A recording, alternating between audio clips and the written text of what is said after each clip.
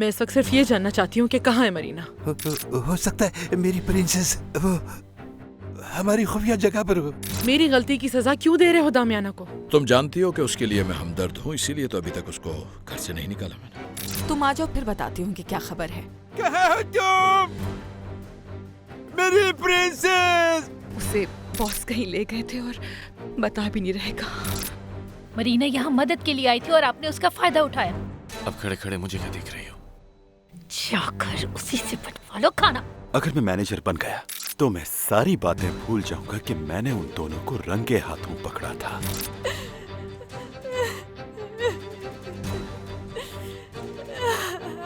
Please दरवाजा खोल दो कोई तो।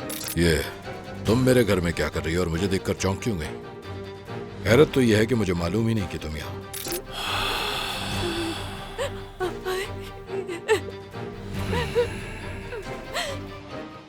कैसे